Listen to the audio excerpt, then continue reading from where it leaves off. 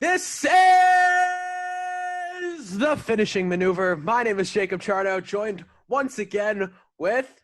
Jared Wilder, what's going down, JC? Let me tell you something now. Last night with NXT Takeover, they put Triple X there. Let me tell you, you know why? Because that was XX extra exciting, and Yes, it I'm was. excited to talk about it and review it tonight with you. We had some damn good wrestling last night, didn't we?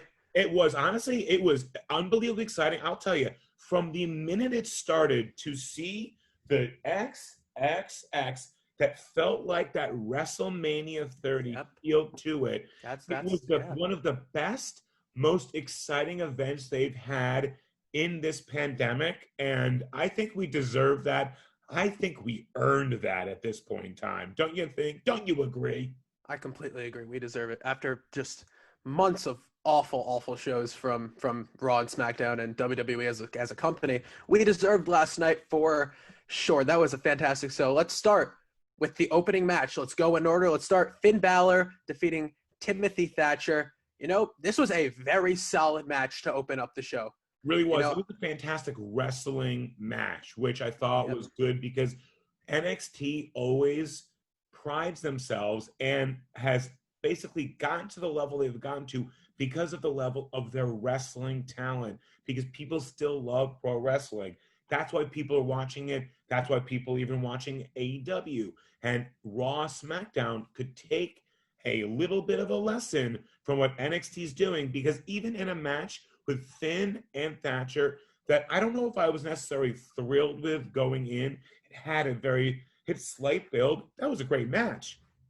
Oh yeah, I it was a very good pure wrestling match, and that's kind of the way you want to open up an NXT show Yep. when, you know, that's like you said, that's why people are watching NXT right now, is because, NXT AW, those are both that they have some really good actual wrestling going on. And now, breaking down the match, Finn Balor, I love Finn Balor in NXT because now he's getting opportunities against need I say better wrestlers than he would have been in WWE on the main roster. Yeah. So this will be possibly the first time we've ever disagreed on any of these things, because I'm going to take Oh. a Jacob Charnow controversy creates cash, Eric Bischoff style. I'm done with Finn Balor. Ooh. Finn Balor. So NXT Finn Balor, when he was the Demon Finn Balor, I loved because he both had the exciting entrances, the theatricality of sports entertainment, but with the great wrestling. Just like when he was Prince Devitt starting the entire Bullet Club with New Japan back in the day. Then something happened for me that, by the way, I totally agree with your point of him having these feuds with all these great wrestlers, but it feels like he's trying to find himself. And in a way, from me, what I would have rather was Timothy Thatcher, who actually looks like kind of a badass. Right. I would have loved for him to have gotten the win. Because if he had gotten the win, I thought that would have elevated him to possibly take on whoever, and we'll talk about it later, whoever was going to wind up winning that ladder match for the North American Championship. So for me right now, Finn, I've lost a little bit of that luster for Finn, and I understand what the idea that you have, but I'm worried that the next feud for him is maybe even gonna be for the title, which would be great for you, bad for me. But I think also he reminds me of somebody I don't like so much. So in life, that probably happens a lot. Yes. My thing with Finn Balor is that By the way, he's everyone loves Finn Balor, and you're right. This is a very weird thing that I realized over the last his new run, that I thought, okay, maybe him against Gargano, maybe him against right. Cole, maybe him against the best in NXT. It feels like a main roster guy who got demoted and now is trying to do what he can, but he still works his matches like he's in the main roster, and that's the problem with Raw and SmackDown right now, is that they are acting as if it's a much different show, and NXT wrestlers and talent are trained in a certain way that I feel like Finn has kind of lost a little bit. And this is me, and I know it's not for you, and a lot of people out there. Please don't hate me on that thread and on that chain, but if you need to realize that I'm right. Yeah. So here's my the whole thing we were talking about before with, it had that WrestleMania 30 feel. And just like WrestleMania 30, I think this is going to be the end to a lot of things. WrestleMania 30 was the end to The Undertaker's undefeated streak. Yep. That's a great call. It's a great analogy. And I think that I can't blame Finn Balor because I think this is Timothy Thatcher's last match in NXT. I think he's going to be called up to the main roster soon enough. I think that I was dropping some bombs. You were dropping truth bombs on me. I didn't even know this was coming. I love Timothy Thatcher. I don't know, there's something about him. He's like a real badass. He's a real life badass. Okay. With that being said, sorry to interrupt, but honestly, for a lot of my points for this show, talking about real badasses versus wannabe badasses, Timothy Thatcher is a badass. I wouldn't want to get in a barroom brawl with that guy, is all I'm saying. And oh my God, I didn't even think about that. If he got called up to the main roster, I mean, because you need to go out on your back. So that's why I figured you can't. That's why I think Finn Balor, that's such a great call. I didn't even think about that. So that's why I think this NXT Takeover was the end to a lot of things, and we'll get to it later on. I have another point like that when we get towards the end of the show. Me too. I think you might be thinking the same thing. For sure. But starting with this opener, I just thought, it was I can't blame I'm not going to blame Finn Balor for bad booking. Because that's what I'm saying. That's why I can't say that the book. Because they put on a hell of a match. Right, that's what I'm saying. They did. It was genuinely a match that even if you don't like the person, he'll go back and be like, oh. It's like when everyone hated Roman and they didn't want to admit that the Styles match at Extreme Rules. That was a ridiculous match. And it's like, hey, you know what? If somebody books a slow match, what are you supposed to do? It's funny because in fact, later on the Roman Joe match that you and I was about to bring that up. Yes. Will actually remind me late, and we'll bring this up later on, probably maybe a little bit of a main event style. But there's a big difference between having a great match and not connecting with somebody. So I know we've spoken about this on the SummerSlam preview. You're more of a fan of The Miz than I am, but at the same time, though, he does a great job of doing what he does. So when Finn does what he does, great. But Thatcher, I'll watch that. I would watch Thatcher in Underground, in Raw, in SmackDown. Oh, dude, Underground for Thatcher, Timothy Thatcher, so that's what I was about to say. I would say the moment that I realized how much I love Timothy Thatcher is that match in the cage with Matt Riddle. Agree. And a lot of people hated on that match. Right, a lot of people hated on that match, and I don't understand why. It was so cool. It was sick. Those two guys they're not wrestlers. Different. They took a chance. Why is everyone wants to hate on people for taking a chance, and it's not failing. Of course it's not going to be as strong as the other ones because it's IP. You know what I mean? It's intellectual property that WWE has that they're not going to bring to NXT, which is why you don't see War Games in WWE. You see Hell in a Cell. But with NXT, because they wanted to have that old school, they want something different. Something different. I totally agree. I thought it was beautiful. It was beautiful. It was really beautiful. I couldn't agree with you more. And honestly, your idea about Thatcher reminds me of somebody who, and you and I are such big fans of both theater, film, and TV, that a lot of people, as trained actors, want to say, "Hey, actors are supposed to do anything, both film, TV, theater." Let me tell you something. No, not everybody can. That's the reality. No one wants to say. Yes. And I've seen great, unbelievable Emmy Award-winning actors who then on stage just did not cut the mustard. And you know what, though? Timothy Thatcher's the type of guy who would wind up being an unbelievable supporting role in a show and then a lead and possible Tony Award winner in an actual real thing.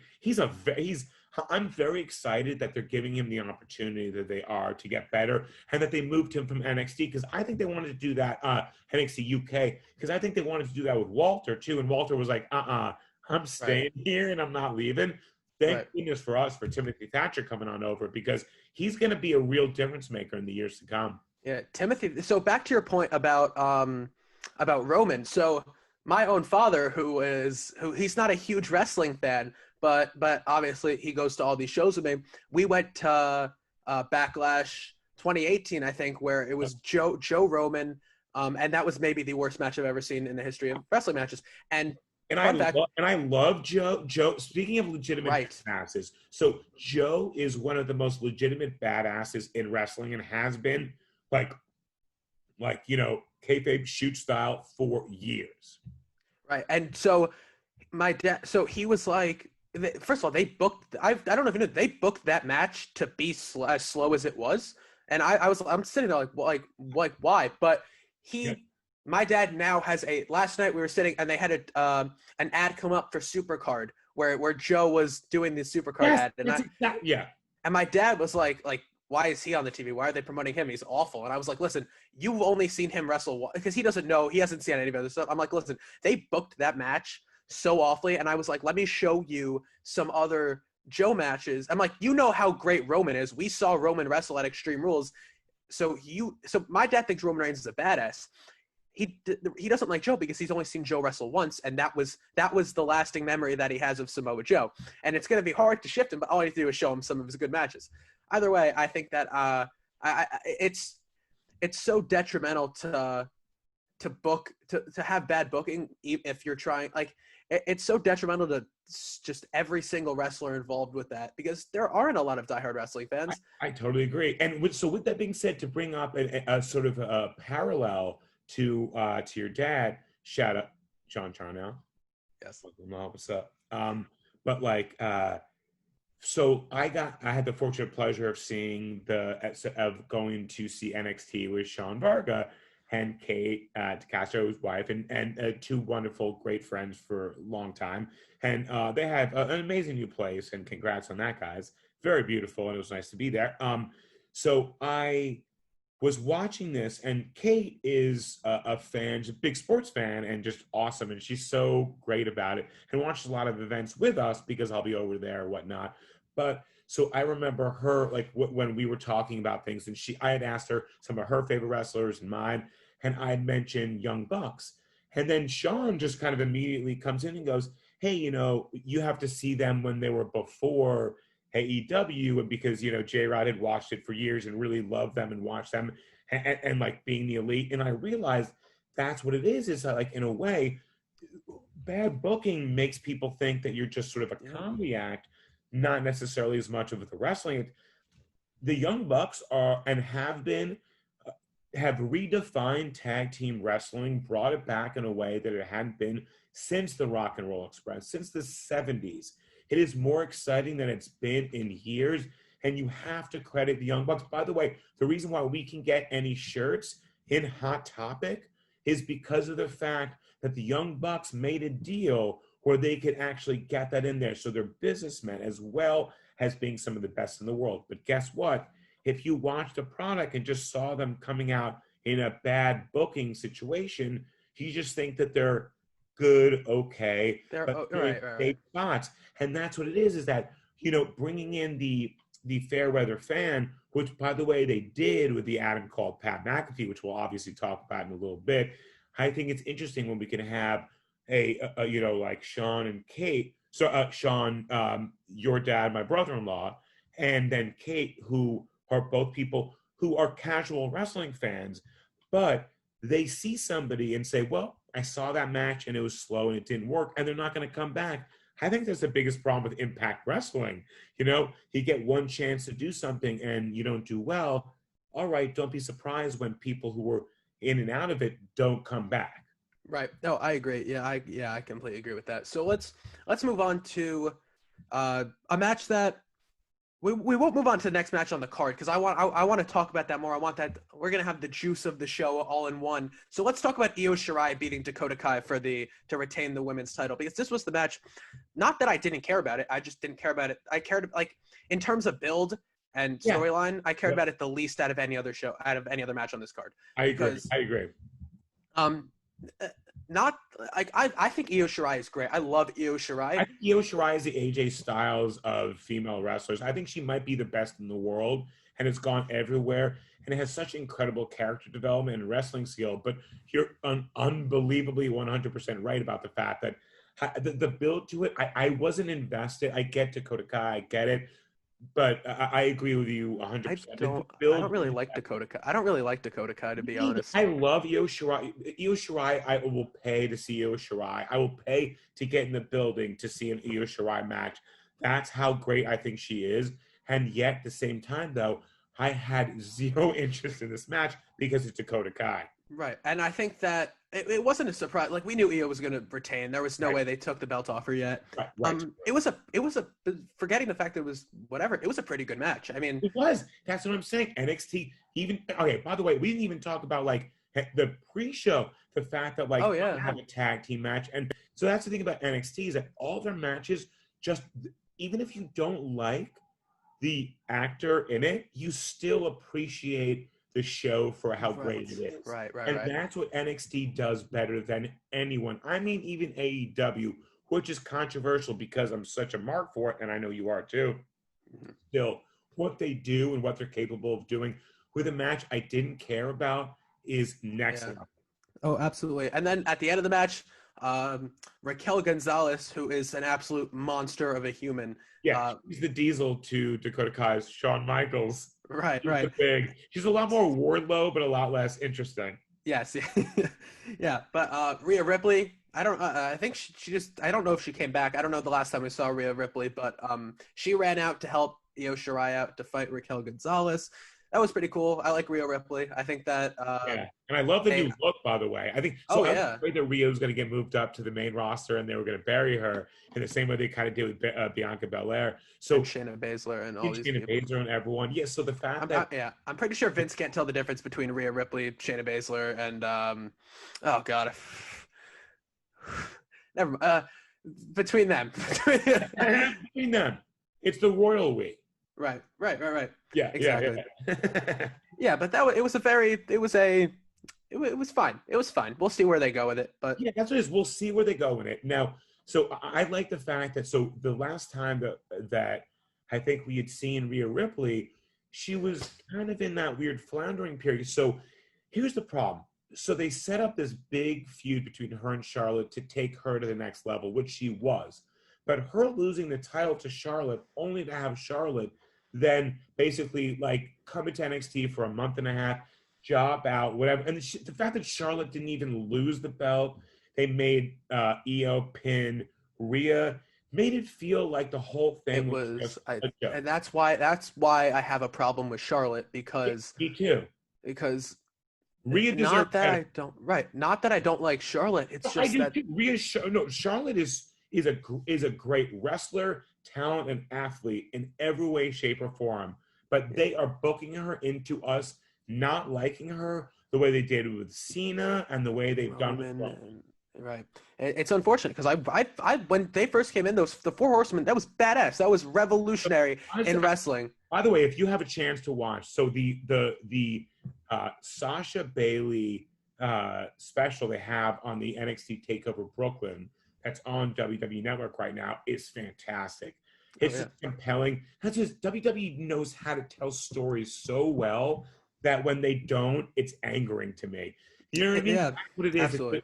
They are the defining they went from pro wrestling to sports entertainment. People know about wrestling because of WWE. And there's so many, you talk to anyone. I swear to you, in the New York comedy scene, there would be people that I didn't even talk to. I would say hi to here and there. And then all of a sudden, you find out that we both like wrestling, or you run into them at an event, and it's like, oh, we're in like a special club together. You know what I mean? Yes. And it's really special. And like, they can tell such great stories that with the Rhea Ripley, so the Rhea Ripley and Charlotte thing, I wanted it to be better. Rhea Ripley is such a badass. She shouldn't have been in that Robert Stone brand bullshit. And bullshit-taki mushrooms. And going forward, the fact that she's back. It's a family show, Jared. It's literally a family show, Jacob. It is. It quite literally is a family show. Quite literally a family show. Yes. So let's move on to a match that I actually, while I was watching the show, I was like, that should have been the main event until I watched the main event. And that would be the ladder match between where Damian Priest won the North American Championship and he beat Bronson Reed, Cameron Grimes, Johnny Gargano, and the Velveteen Dream, who But By the way, so one of my notes on Dream was basically killed Velveteen Dream on purpose? Question mark. And You I are was like, electric. I was watching the show and I was like, Dad, like, you know, if you see Velveteen Dream, and he was like, yeah, and I was like, you know, he's being accused of some not so fun stuff right now, and my dad was like, I'm not surprised, and I was like, why? And he was like, oh, it's not part of his character because he plays the character of a pedophile. That's what it is. And, you play the character of a pedophile. Don't be surprised when people think that you're a pedophile. Is all I'm exactly. And so let's talk Damian Priest. I said so. We talked the last takeover, and Damian Priest. He's been a big love for a while. I love Damian Priest so much. He has such a cool finisher. It's so cool, and that's what breaking it down to the purest wrestling. You want a good character who has a cool finisher, and that's how you make stars. Randy Orton, the RKO, it's sick, and I don't care. Forget Randy Orton. Now the RKO is sick. I couldn't agree with you more. And Big Show, no, what a punch! Like that's just the difference. Like I love. Sorry, I was gonna say Luke Harper. Brody Lee's discus clothesline looks like it would take somebody's head off. The one he hit on Cody. The one he hit on Cody last night was upsetting. Oh my god! And by the way, Jake and I are going to get into a different review of that Brody Cody match. Oh yeah, separate video that you can wind up seeing out on obviously only on the finishing maneuver. Only on the finishing maneuver. But I totally agree. It was honestly, I felt it in I felt like I needed to get a molar removed. I felt it in that molar after that. You know what I mean? Yeah, I don't even have wisdom teeth anymore, and I felt it in my wisdom teeth. That was wisdom teeth anymore? No, I don't. They were taken out in January. Wow, I knew you took 2 out, man. That's amazing. Oh yeah, all of them are gone now. All of them are gone now. Way to go, you. That's smart because basically all the stuff. That's what it is. Get stuff taken. This is a life lesson from the finishing maneuver. Yeah, a PSA from the finishing maneuver is that get things taken care of early, guys. Because here's the thing, guys, girls. I mean, anyone who's out there listening, everyone. Get your wisdom teeth out if you need them to. Get them out. You don't need to. And also, maybe, just maybe, we have a guy. We have a lot of guys. Here's the thing. We're kind of the Barney Stinson of wrestling podcasts. We have a guy and a girl for a lot of things. So if you need it, hit us on up. But get those wisdom teeth out because it's really not fun. Yeah, no, it is not. So back to the match.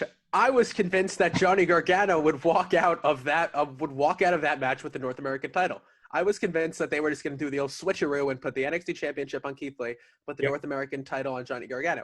And I was so pleasantly surprised to see Damian Priest win that match because they really swerved that. I don't think Damian Priest was the favorite going into that match. I would have said it would have been Dreamer Gargano probably would have taken that belt. Yeah, I totally agree by this. So going in, I was hoping that either Damian Priest or Bronson Reed, because something about him that I'm connecting with a lot more, and then actually him walking out with that old school homage to Bam Bam Bigelow, who I loved growing up. One of the best Bam Bam Bigelow and the Big Boss Man were one of the defining big men of their era, and it wasn't a joke. It wasn't like, oh, he's the big slow. It was like, no. They knew how to move in the same way that Keith Lee does, and it was next level. And so going in, I was hoping that it was going to wind up being either Damian Priest or Bronson Reed. Now, I'll say, I thought they were going to do the swerve 2 times and give it to the Gargano family. Oh God, I don't know how I would have felt about that. I mean, I love Johnny Gargano, but I think that I want him. So here's the point I'm going to make a lot. Johnny Takeover. You watch it, you cannot watch a Johnny Gargano match and a match? A Johnny Gargano matcha. But you can't watch a Johnny Gargano match and not tell me that he isn't one of the best in the world. He is. And by the way, also, Candice Wrestling. You got Johnny Wrestling, Candice Wrestling. It's the Mr. and Mrs. Wrestling family. Ooh, ready for this one? Wait, ready for this one? Bring it. Candice Low Wrestling. That's a good one. There it is. Oh, There it is. There it is. There it is. oh, There it is. You want to use it? That's trademarked. You want to use it? Contact the finishing maneuver at thefinishingmaneuver@gmail.com. But so I here's a point I'm going to make a lot in this video. NXT is doing such a great job making new stars, and I think that's I totally agree. And this match in particular was just a beautiful example. It was such a good match. I was not. I think the many men ladder matches are always. I'm always a big fan of them because they always have some cool spots. There was a spot, I think it was Gargano, that tried to flip. Velveteen Dream on and tried to put him through the ladder, and he missed, and it looked so painful, and it looks like it hurt Cameron so. Grimes. Okay, so by the way, it was Cameron Grimes. You're right. So during this match, we're watching it with Sean and Kate, and then Kate and I hate Cameron Grimes. So Sean, to get a cheap pop out of both of us, kept on going, Cameron Grimes.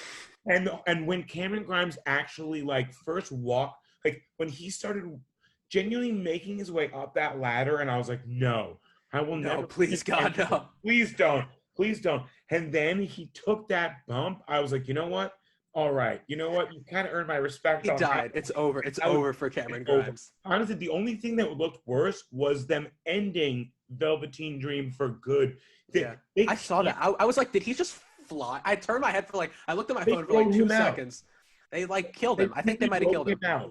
They literally might have killed Velveteen Dream. I know. I know they want #cancel Velveteen Dream worked, I think, pretty well. Yeah. Because they didn't comment on it, but they made sure that they killed the character off.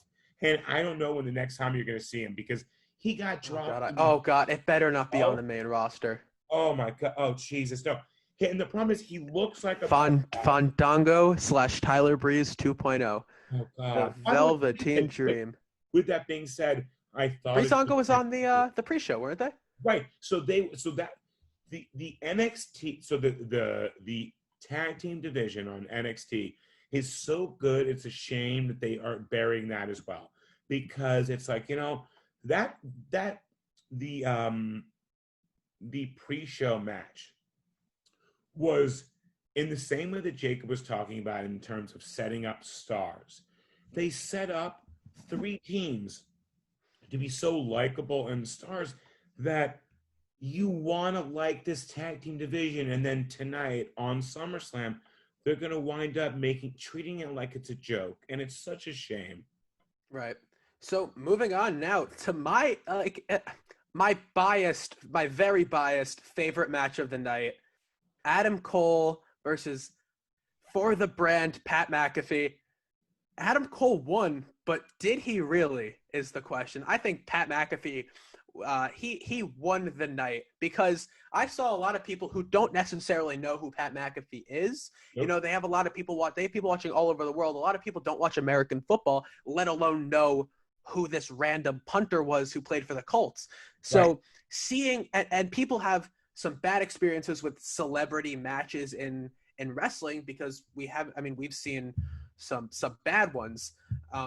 But Pat McAfee, he came out and holy shiitake mushrooms, this was amazing. He was so good.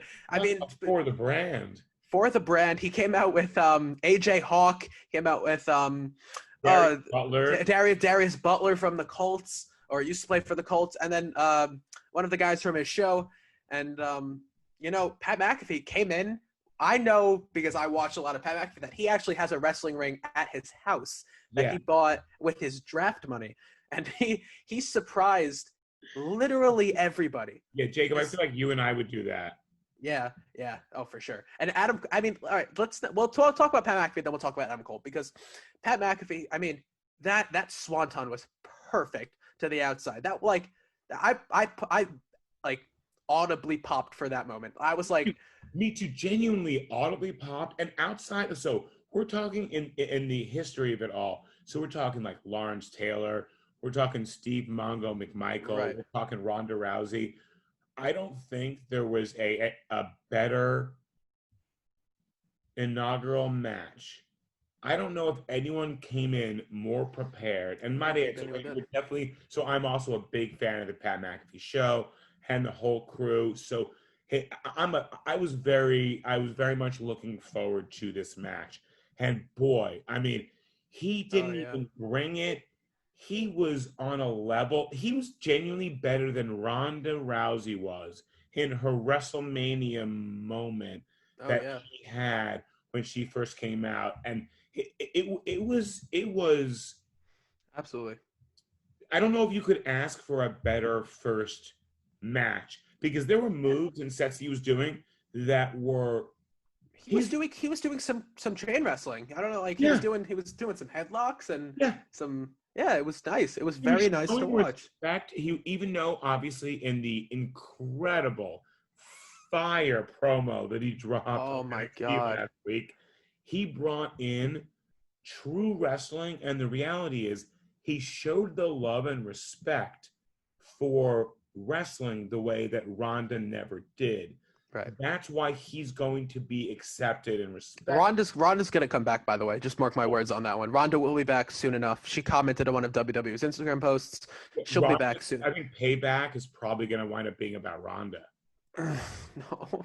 I know, because once again, we love us some Sasha and Bailey, but I feel like they had this time, and now they're going to kind of get taken out because they're going to bring back all the big names, which is a shame because NXT. So Well, you know, it's the big show. It's the big show. it's a So big show. I don't want to see anybody come back. I want them to. All right. So we'll keep. So I'm gonna give credit to Adam Cole. I'm gonna give a lot of credit to Adam Cole in this match because he worked it so well. He's so good. He's And the best wrestler in the world. So for me, and yeah. this is me personally, in the same way that Jacob's always been Ambrose for life, and now Mox for life, which by the way he called years ago. Um,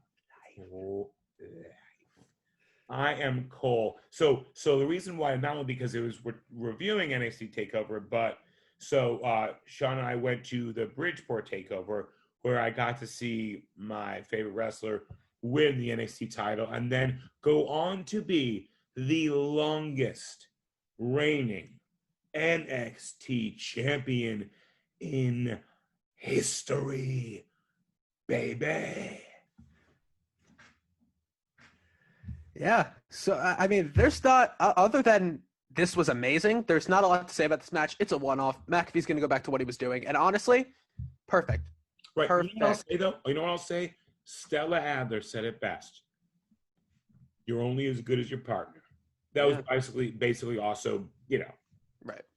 Right. conjunct in the quote there. But and your partner is as good as you are. And that's why them setting each other up for this incredible match, just it was in a low-key level. It was probably so Triple H was probably saying, Shawn Michaels actually was probably saying to Adam Cole, who a lot of people compare him to. I think they're very different, but regardless, hey, you know what though? You take a little bit of all the people who you've trained with, learned with. I know all my teachers, all my studios, all those things. I've learned and taken a little bit and made me better. And so I feel like Adam Cole watching that with Shawn Michaels was it. I feel like this was the Adam Cole Pat McAfee version of Shawn Michaels, Mike Tyson. Oh, absolutely. I think Pat McAfee. He took that Canadian destroyer. Oh my God, it was perfect. It was a picture perfect destroyer, and it was, and it. I'm happy that Adam Cole won though because Yeah, it, yeah. it because it doesn't. If they had McAfee win, like yes, it would have been the biggest upset in scripted wrestling history, but like No, that would be David Arquette. David Arquette. Oh my God. That's the problem is though, that's what it would have been. So you Right. set it up to make sure people think that maybe, just maybe, this could happen. However, though, And then if because it's you the as fact that a win, he's not a wrestler. He's Adam Cole. He's in his own arena. he's in his own arena. He's in his own level of the of Right. of the world right now. He's like the Damian Lillard. He's the Dame Dollar Oh coming yeah. in there and saying, you know what, that's fine. You think you're better than me. Okay. Guess what? I've been doing this since I was 18. I've been waking up. I've been dreaming about it. I've been working my, well, a something something off. Metaphorical Heine. Metaphorically, Heine, the Heine off. And let me tell you something though, he made that look so good. And that So moment when he stops and takes the knee pad down yeah, to possibly say, I'm gonna go for the Shining Wizard, which is one of his signature maneuvers, and says, no, you're not even good enough for that. I'm gonna put you away like the Panama City Playboy would with that Canadian destroyer, and what Pat McAfee did on that, and even the superplex off the top rope. the backflip where Pat McAfee landed a backflip and then jumped up. He box jumped onto the top rope, which is very high up. I don't know, like that is a very high jump. Honestly, I can't even get out of bed in the morning, Jacob. The Right, fact that he right. could jump onto that was another story. Right.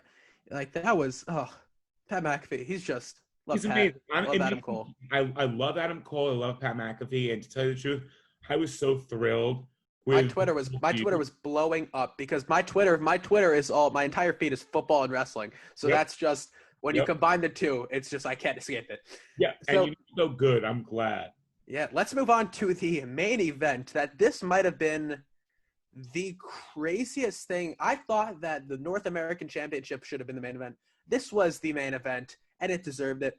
Yep. Karrion Kross, and it is only in his 7th NXT match, defeated Limitless Keith Lee to win the NXT Championship. And I think that, I did not think Keith Lee was going to drop the belt, but I now didn't that either.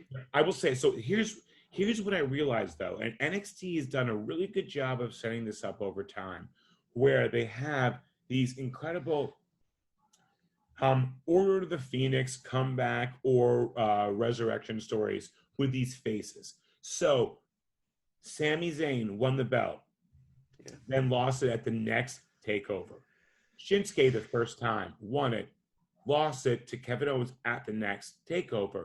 Then Drew McIntyre and Aleister Black won it, lost it at the next takeover. I did not expect going in that Limitless Keith Lee, who is one of the best big men, one of the best characters in the business, would lose. But the fact that they did it the way they did makes me feel and hope that going forward, this means that there could be a main roster call up for Keith Lee. For Limitless Keith Lee. And here, let's have a little conversation about this one, because I think one guy that you want to see Keith Lee feud with on the main roster. Give me one. Give me one that you want to see. Okay, so I want Keith Lee to be, if you bring him up in the draft, I want him to first and foremost, so whether or not they bring back the Brock Lesnars, you have the Big E's, you have the Brauns, I want him to immediately be brought up and be a main roster star, because what they did at Survivor Series last year to make him look as strong as possible.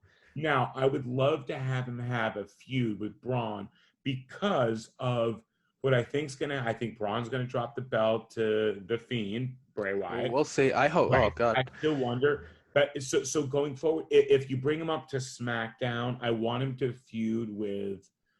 So they set up a him and Braun feud at the Royal Rumble. I want that to happen.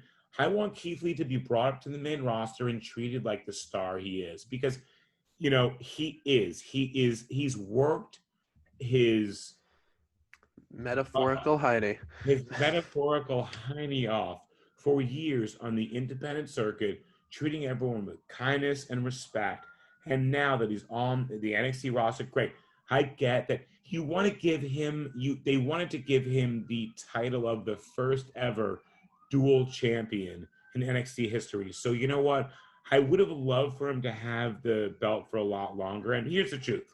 when it comes to Karrion Kross, I like Magic. You like Magic. We all love I do like Magic. Magic. I do like Magic. Here's my thing, though. I will say though that I mean, I guess people who probably are from the Salem witch trials don't love Magic. Anyone who Yeah. got Avada from the Harry Potter series, who's a They're, Muggle, they're not a also fan. does Not a not fan. like Magic. But you know what?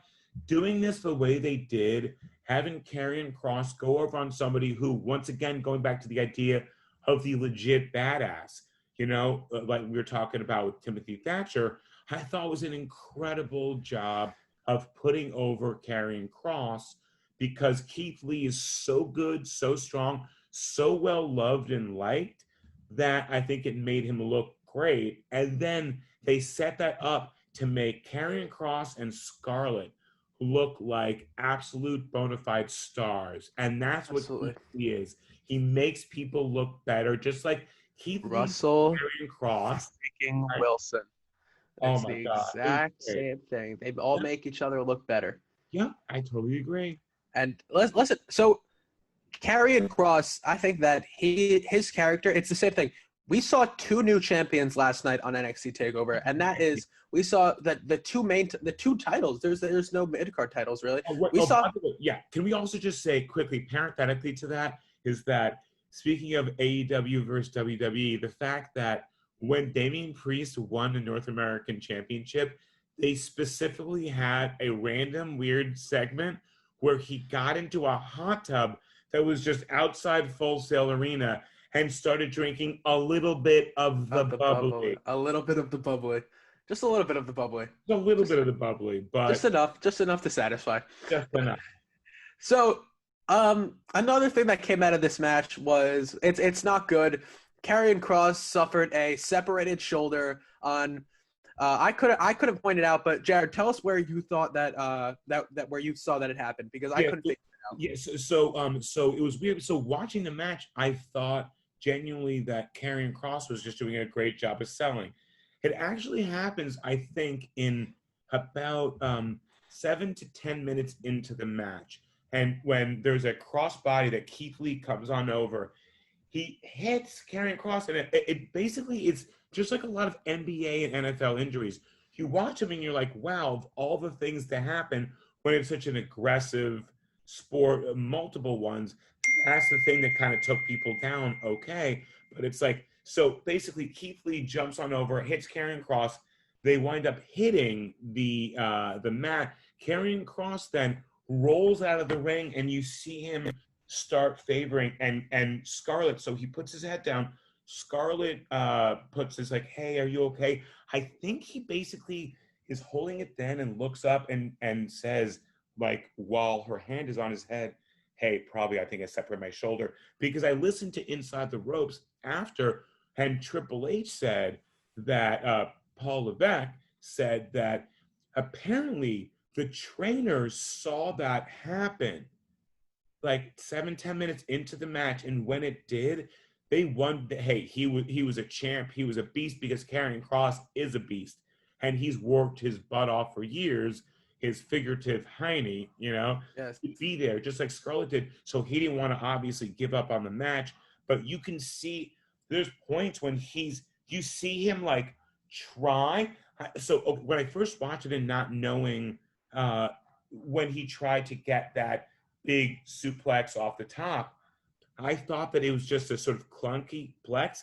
It was because he couldn't get him over because he had a separated shoulder that the whole match almost. Right. He was basically pulling around. And by the way, I think it's the same shoulder that he holds up the belt with at the end. So if I didn't think Karrion Kross was a trooper, which I already did, he was, because and the worst part is though, much like Drew when he won it, this is probably going to set up him having to drop the belt. I worry about that, but I think that's going to happen. So, I mean, going from there, like, where do you see, like, I can't see this. So let's say Karrion has to, and it's not a situation we obviously want to see happen, but let's say he comes on to NXT this Wednesday and says, I need to drop the belt because I'm hurt and I'll be back and get it and whatever. who do they go and give it to then? Do they put it back on Adam Cole? Do they I don't know what they do with it from that point on. I didn't either until last night because I was thinking about it, and then I thought, so what they might do is, and granted, hey, there's a lot they have going forward that they can do storyline wise. But I saw last night them talking about the return of Tommaso Ciampa. Oh. Now, Tommaso Ciampa's the storyline of him coming back to get Goldie, to lose, to not have that. He needs to have that storyline paid off. I hope it's not Adam Cole. I hope that Adam Cole has a next level feud with somebody that they bring down from the main. I want them. I would love to see an Undisputed Era versus whoever is in Retribution, because that would be pretty cool. Unless they are Retribution. Well, that was the thing is I heard that the rumor was that Dominik Dijakovic and Tommaso Ciampa might be members of Retribution. Now, Dijakovic is definitely, because they already moved him on, and like you were referencing earlier with the Timothy Thatcher situation. Could be Thatcher. I wouldn't be surprised if Thatcher's in there either. And then I heard a Carmella.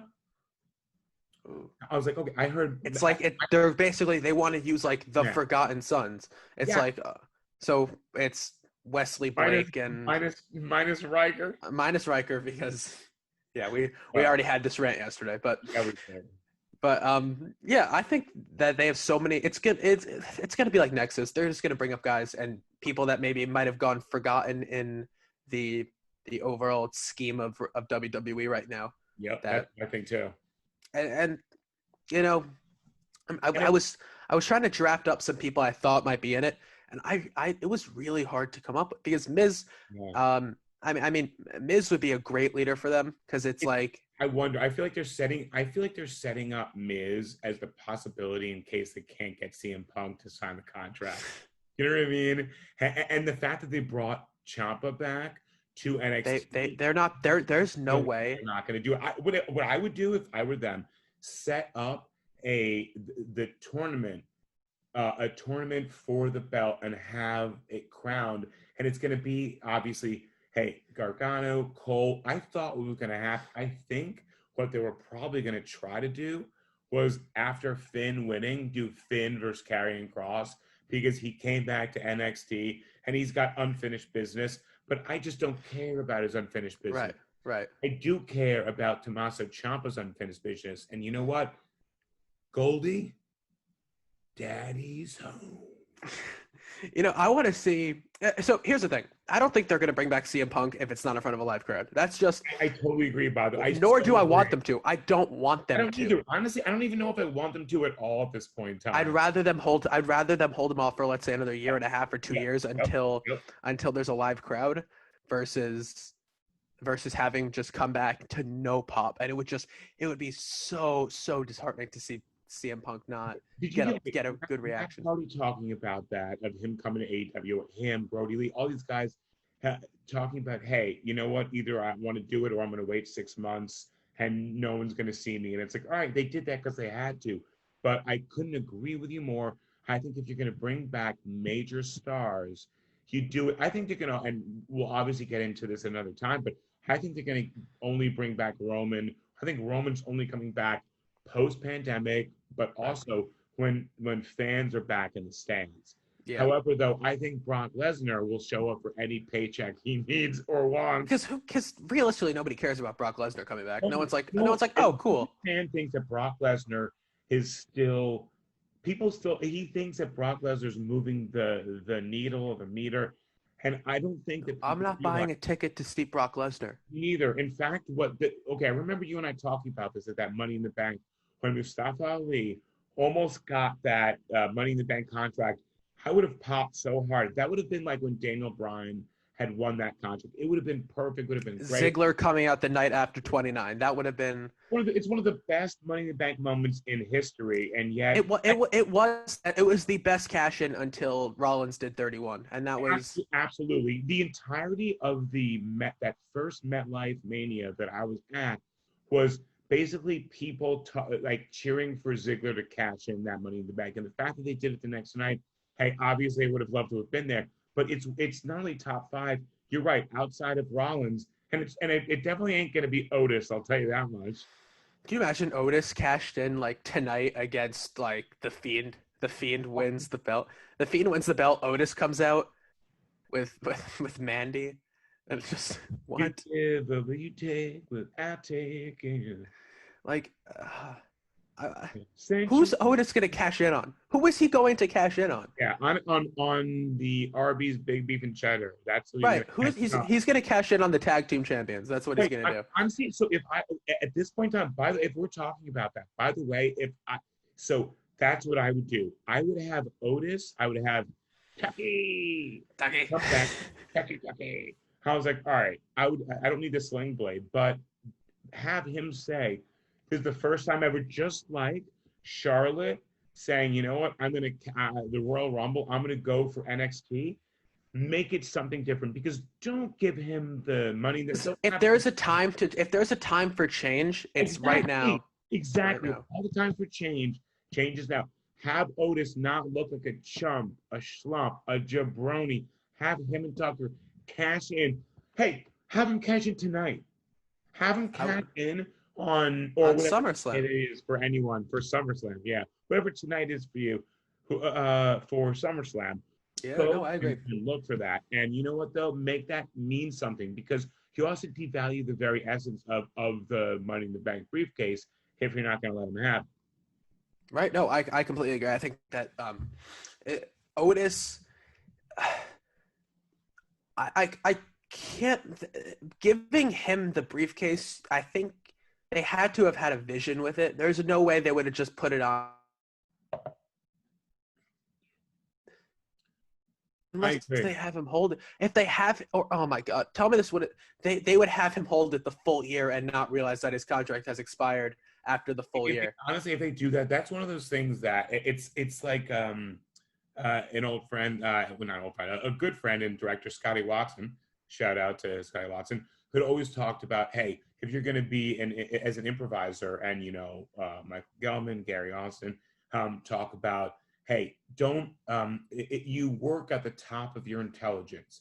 And for me, as a comic, as an actor, as a performer, to ever assume or treat your audience like they are less than you, I think you're going to get a different type of fandom and experience. And I think that's not what this is.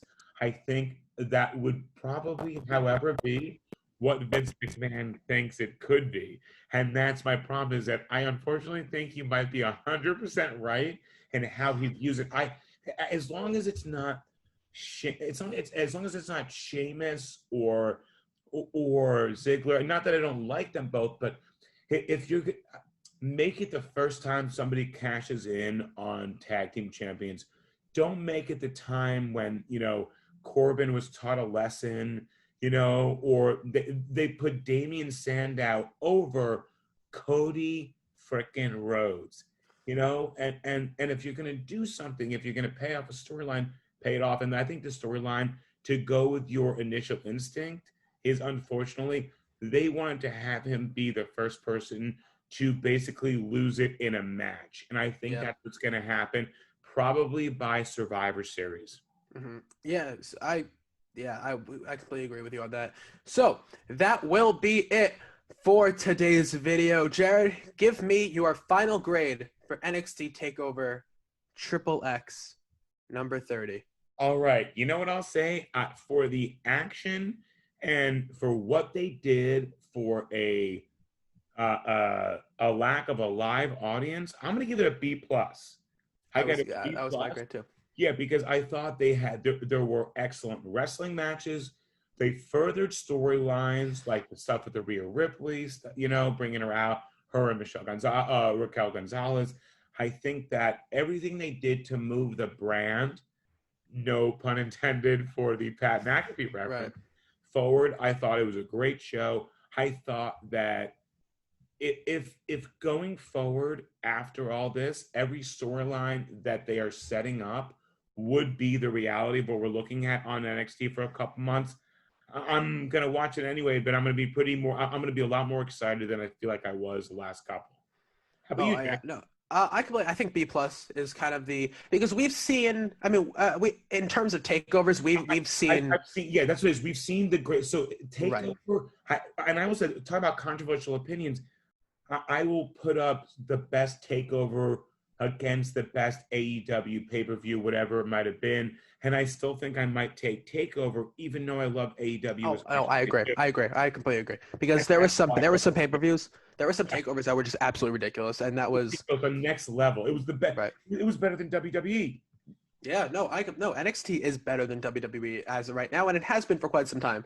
But Yeah. that period of wrestling, 2016, like 2015, 2016, when it was all these guys, you had the NXT guys, you had Adrian Neville, Sami Zayn, Corey Graves, Tyler Breeze, like these were big deal guys, and then also going on in WWE, you had the top guys, and it just no matter what you were watching, it felt meaningful. That now NXT is the only thing that WWE is doing that feels meaningful, and Yeah. that's kind of where they fall short. So but make sure to go follow the Finishing Maneuver on all social medias at the Finishing Maneuver, of course. Go follow me on Twitter at Jacob Charno. Jared, where can we find you everywhere? You can find me everywhere at Something Wilder. Leave off the G. But you know what, though? I'm still going to bring the G for you anytime you need on all socials, Twitter, the Face Space. I'm still on MyGram, I think. Facetagram. Facegram. Yeah, honestly, if you want to Facegram me, I would really appreciate that. But come on, give me some of them YouTube followers, baby. You know what I mean? Like, give it on up. Yeah. But honestly, I'm always going to be reacting, especially to anyone who is a wonderful follower, friend, and looking out for us on the Finishing Maneuver. So at Something Wilder on real life, and if you follow me in the street, honestly, I'm probably not going to say no. I need it right now. It's a difficult time. Yes. Thank you, everybody, for joining us. And remember to subscribe to the Finishing Maneuver for all the top predictions, rumors, reactions, and all wrestling content all across the wrestling world.